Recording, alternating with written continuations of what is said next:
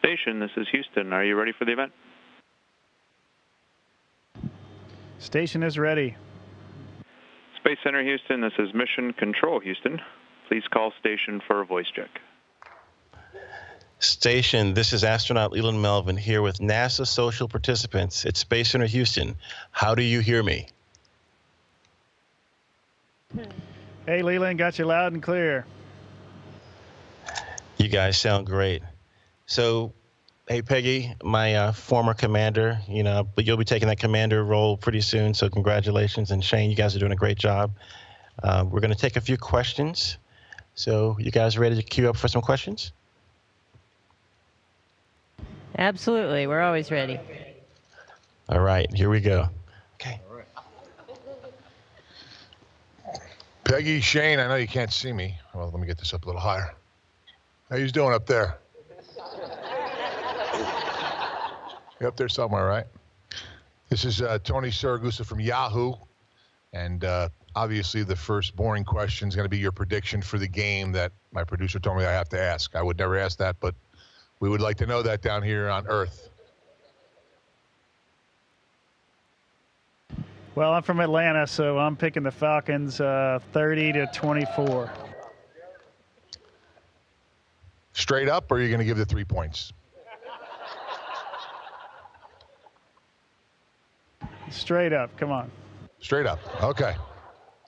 The second question, I went, being from New Jersey, I had a couple of people on Twitter and Facebook and all those things ask me, and the majority of the guys were from New Jersey, and they want to know, how do you guys call your bookie actually to put your bets in? And if you lose, how do they collect? We'll keep that a secret. Okay. And that's pretty much it. Thank you for inviting us all. We're all having a great time, and hopefully you get back to your family safe when your time is up. Thank you. Thank you very much.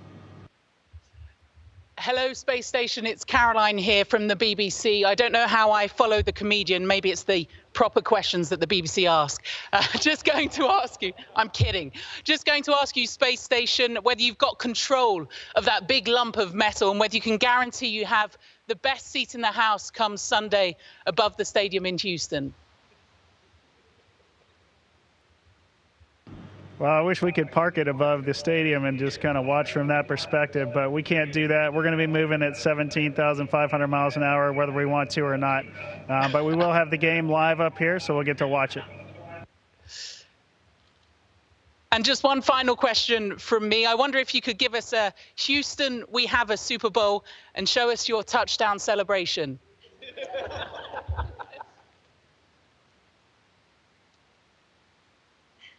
All right, Houston, we have a Super Bowl.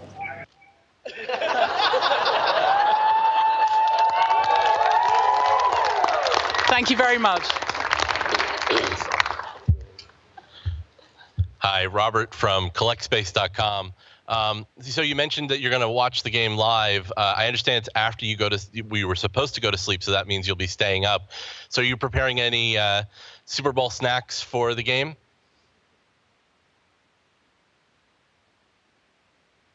Super Bowl snacks. So I haven't thought too much about it yet, but we'll come up with something special. Luckily, though, we did get the morning off after, since it's going to be the middle of the night.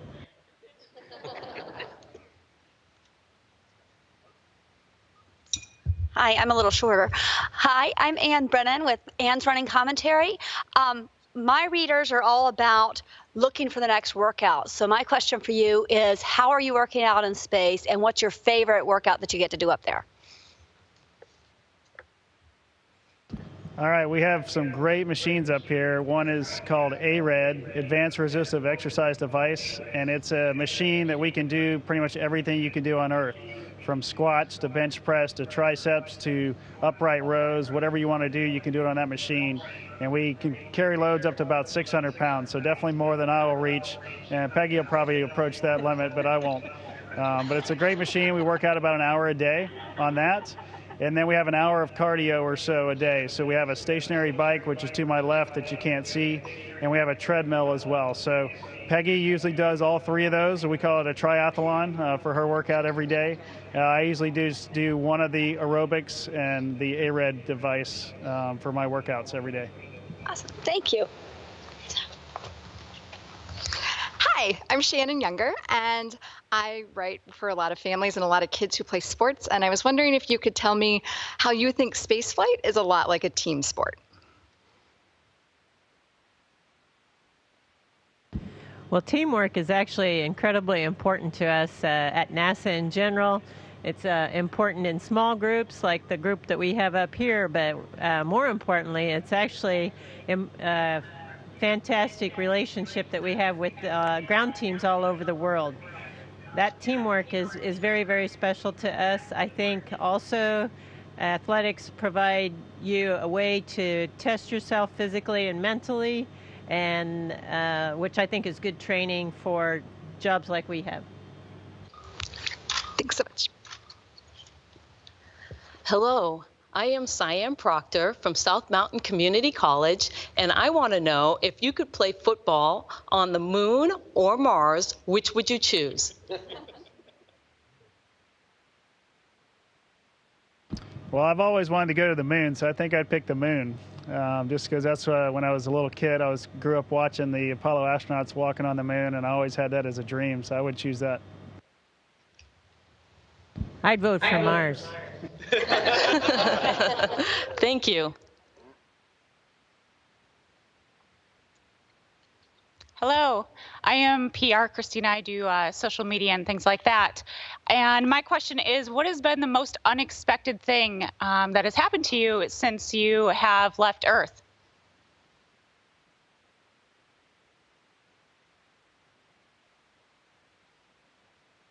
That's a good question. We're having to think about that one. A lot of the stuff we did expect and we were trained for. I'm trying to. We had a couple malfunctions early on. As soon as Peggy and her crew arrived, we had a little malfunction with the bathroom, and that was probably the biggest unexpected thing. And it took all of our work about a whole day to make sure that got fixed. Any embarrassing stories you want to share with the rest of us down here? No, with that situation, we just had a big nasty leak in the system, so we had to take care of it. Thank you. Hi, Valerie Stimmick here. Good afternoon.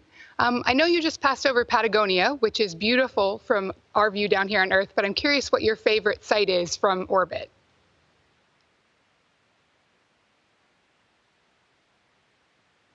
Actually, Patagonia is one of my favorite sites. It's incredible, but it's actually very hard to actually get good views because it tends to be weathered in a lot. So when we do get a great view, then we get to take some really phenomenal pictures or get to see the glaciers and the beautiful different colored lakes in the area. The Caribbean is also incredibly beautiful with the colors. You can actually see the fingers of the coral reefs underneath, and that's just stunning as well. I also love the differences in like northern Africa, the peach color of the sands. It makes the whole light coming in the station kind of glow. And every country's got some unique aspects to it that make it very, very beautiful. So it's just fun no matter where you are looking out the window. Thank you. How you doing? My name is Marty Cannon. I'm a teacher and a coach in Lafayette, Louisiana. And my question's about your nutritional needs on a daily basis compared to when you're back on Earth. So what is your diet like now compared to what you would usually have back on Earth? Thank you.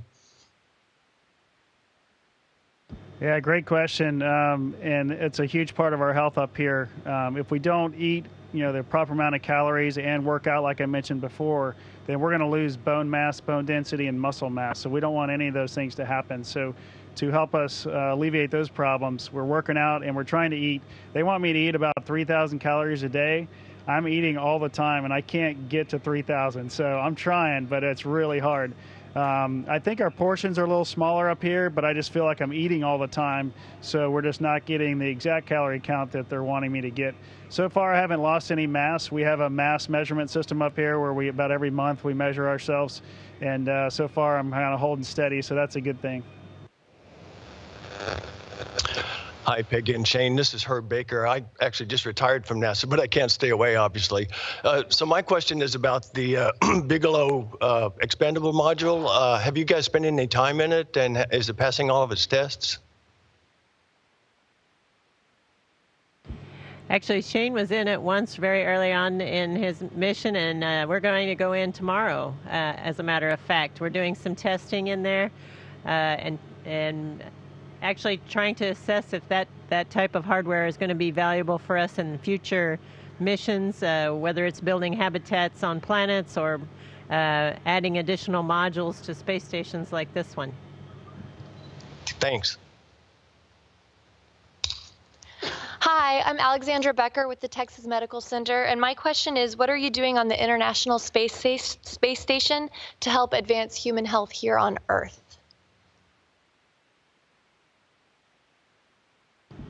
Actually, we're doing a number of different scientific investigations that I hope will also contribute to human health on Earth as well. We're doing fluid shift studies, looking at how the fluids in our bodies shift and make changes in our bodies. In particular, we're concerned about some of the vision changes that we've seen in astronauts, and we're trying to better understand that. Another study that I'm in is looking at oxidative damage as a result of being in this environment, a microgravity environment, to look at long-term effects on the potential for cardiovascular disease. Using microgravity as a variable in the experimentation allows us to try and better understand some of the variables that we see on the ground. And hopefully those will contribute to future prevention or understanding of disease on Earth as well. Good afternoon, Shane, Peggy. Wanted to ask and speak on a broad discussion about what you're doing aboard the International Space Station and how that is going to help us go to Mars and the Moon as well. Thank you. Well, we're doing a lot of things, of course, trying to get there. All of our systems, our life support systems here, we're testing those out now for potentially going to places like Mars. We're a couple hundred miles off the Earth right now. Some of the systems aren't super critical for us. Some are, and we're glad they're working. But we do have a lot of redundancy on things that are really critical. But if you go to a place like Mars, which is millions and millions of miles away from the Earth, you really got to have those systems perform perfectly every time. So we're kind of hammering out a lot of those issues now with the regeneration of liquid, whether that's urine or sweat or whatever it is on board that we can create into drinking water, things like that, are kind of the technology we're going to take as we go towards Mars here in the next few decades. Hi, I'm Callie McPherson, and my question is, what was your first night in space like?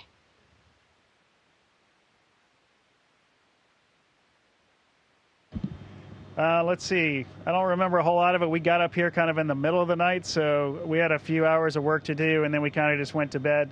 Sleeping's a lot different up here, as you might imagine, but I really enjoyed it. I think Peggy sleeps very well up here as well, so it's not a bad thing for us. We have a little small bedroom. It's kind of like a small closet where you can get in there, and that's kind of your private space, and that's where you put your sleeping bag on the wall and go to bed every night.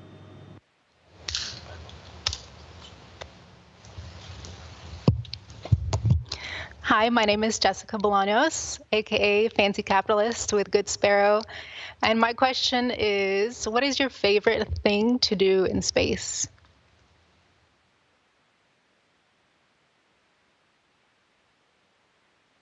There are so many things to do up here that I just truly, honestly, really enjoy doing. I love doing all the scientific research. Being a scientist by background, I really love doing all the hands-on work that's required of us.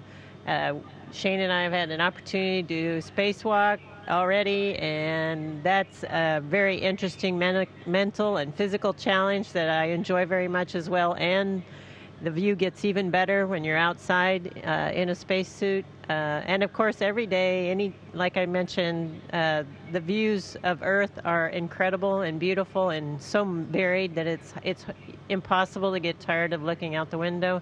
So everything that we do up here is a fun. And just being in zero gravity is so novel and unique that it every day feels special, and it really is.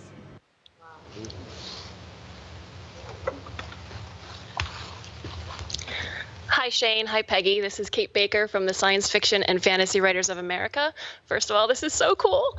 Second of all, we would like to know as writers, because we're always looking for new information for our stories, what is it like when you come back to Earth? What is the adjustment like for the gravity? So Peggy will have a lot more experience than I do on this. I had a shuttle flight earlier in my career. This is a lot different, where I'm going to be up here for about 6 months. So my body will adjust a little differently. But it took me a few days, 2 or 3 days after my shuttle flight, for my equilibrium to kind of settle out and for me to feel pretty decent. I think hopefully it'll be about the same, just because of the workout program we're on is going to help a lot. And I'm hoping it's not going to be a week or two, but we'll see. Everybody's a little bit different. And some folks get sick coming uphill, getting and being in space, and some folks get sick going downhill, and I'm the kind that gets sick going downhill. So returning home for me is a lot more challenging than coming up to space. I adapt more quickly coming up instead of going down. But it does last for several days. The first 24 hours after I returned on my first flight, I was pretty sure I needed to go back to space because I didn't really want to be on Earth anymore.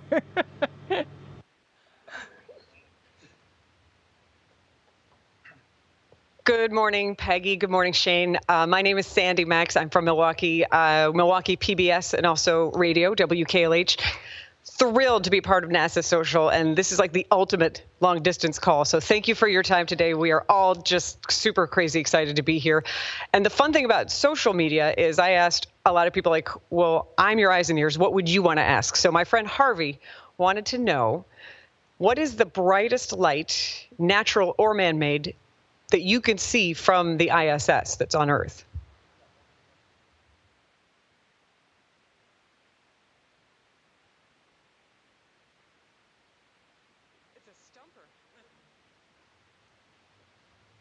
Sorry, we're trying to figure that one out. That's a great question. Most of the big bright lights are in big cities, so there's nothing that stands out to me that I've seen that I'm like, oh yeah, that's that light or whatever. But it's all man-made, of course. The city as a whole kind of looks like, the bigger ones are brighter than others. Sorry, I can't answer that one completely. I'm kind of proud of myself. Stumped the ISS astronauts. Thanks so much. Keep up the great work. Buenos dias, ISS. Me llama Eduardo Riskoski. Good morning, ISS.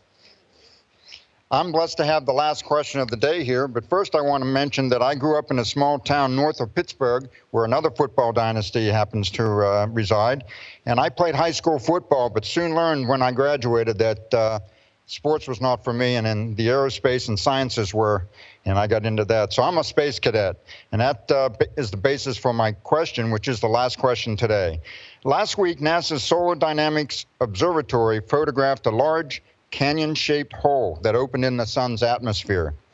It's spewing a stream of solar wind directly toward Earth and ISS. It is said that such a fast-moving stream is sure to spark Arctic auroras. It arrives today, by the way.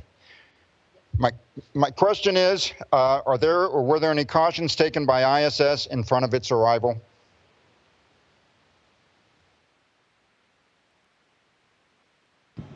On board the space station, the ground will notify us if we need to take precautions, go to some of the safe areas on board the station, safer areas, more shielded areas if we need to.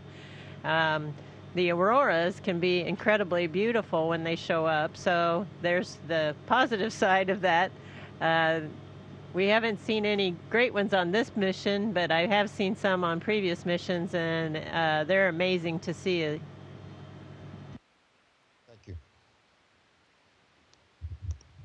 All right, Shane and Peggy, that wraps it up. We are so proud of what you're doing to help advance the civilization and inspire our next generation. Thank you so much, and really enjoy the game. And Peggy, if you could, send Shane on a down and out.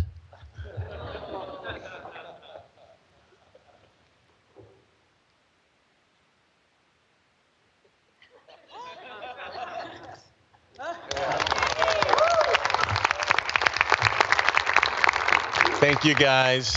We really appreciate what you do. Godspeed. Have a great rest of your mission.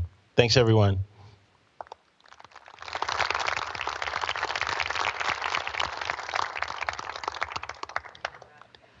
Station, this is Houston ACR. Thank you. That concludes our event. And for Mission Control Houston, thanks for all the participants there at Space Center Houston. Really fun event, great questions. And Station, we are now resuming operational audio communication.